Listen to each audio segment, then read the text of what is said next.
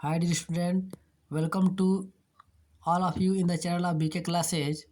मैं वीरेंद्र सर आप लोगों के लिए एक बहुत ही प्यारा सा वीडियो लेके आया हूँ जो सेंटर आइडिया का है और ये पोइट्री का सेकेंड पोएम है जिसका नेम है फायर एंड आइस, जो लिखा गया है रॉबर्ट फ्रॉस्ट द्वारा लिखा गया है। डियर स्टूडेंट, हालांकि मैं पहले भी बता चुका हूँ कि सेंटर आइडिया को लिखने से पहले आपको 3 चीज़ हमेशा ध्यान रखनी होगी। पहला लेसन का नेम, सेकंड पोएट का नेम और तीसरा समरी। ये 3 चीज़ आपको मालूम होनी चाहिए ताकि आप आसानी से लिख सकें। ओके, तो आइए बिना देर किए हुए सबसे पहले इसको समरी को समझने का हम काम करते हैं। Dear student, fire and ice Robert Frost द्वारा लिखित कविता फायर एंड आइस इस विचार को व्यक्त करती है कि संसार का अंत 2 तरीक़े से होगा, बर्फ के द्वारा अथवा आग के द्वारा। कवि के अनुसार आग मनुष्य की आकांक्षाओं, लालच, क्रूरता इत्यादि का प्रतीक है। जितना अधिक आप उनको संतुष्ट करने का प्रयास करेंगे उतना ही वो बढ़ेंगी।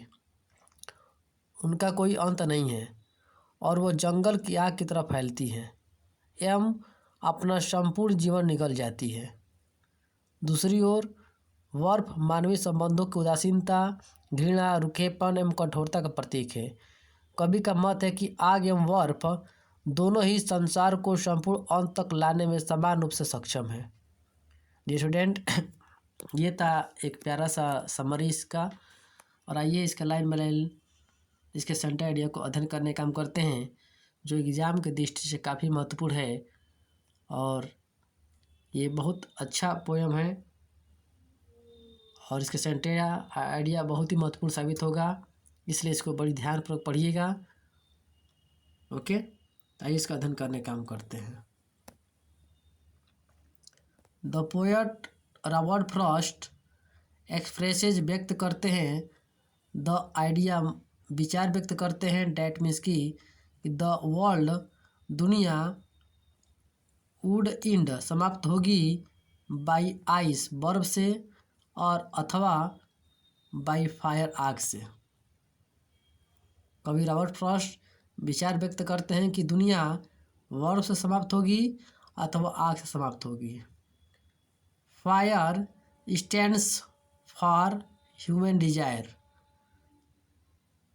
कवि कहते हैं कि फायर मानवीय इच्छा के लिए है and ice stands for hated, और बर्फ नफरत के लिए प्रयोग किया गया है। There is no in to them, इन दोनों का कोई अंत नहीं है। दे, वे लोग, अर्थात ये सब स्प्रेड फैलते हैं लाइक फायर, आग की भांति। ये सब आग की भांति फैलते हैं एंड और इनगल्फ योर होल लाइफ, और आपके संपूर्ण जीवन को निगल जाते हैं। अकॉर्डिंग टू द पोएट, कवि के अनुसार बोथ दोनों अर्थात फायर एंड आइस आर्मीज हैं इक्वली समान रूप से कैपेबल में सक्षम है, दोनों सक्षम हैं इन ब्रिंगिंग लाने में सक्षम है द वर्ल्ड में दुनिया को टू ए कंप्लीट एंड संपूर्ण अंत तक।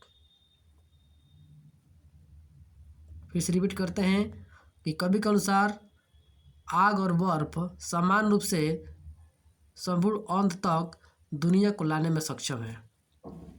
This is the theme of this poem, ये इस कविता का मुख्य तथ्य है। ओके डियर स्टूडेंट, फिर से एक बार इसको मीनिंग को केवल समझने का काम करते हैं। कवि रॉबर्ट फ्रॉस्ट विचार व्यक्त करते हैं कि दुनिया बर्फ से समाप्त होगी अथवा आग से होगी। Fire stand for human desire, आग मानवीय इच्छा के लिए है and ice stands for hatred, और बर्फ नफरत के लिए प्रयोग किया गया है। There is no in to them, इन दोनों कोई अंतर नहीं है।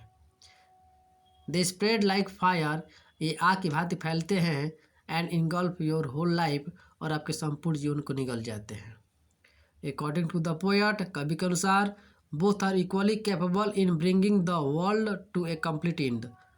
कवि के अनुसार दोनों अर्थात फायर एंड आइस समान रूप से सक्षम हैं दुनिया को लाने में संपूर्ण अंत तक। This is the theme of this poem. यही इस कविता का मुख्य तथ्य है। डियर स्टूडेंट, ये था एक प्यारा सा सेंटर आइडिया। यदि वीडियो अच्छा लगा हो तो लाइक, सब्सक्राइब और शेयर कीजिएगा। Okay, thanks for watching.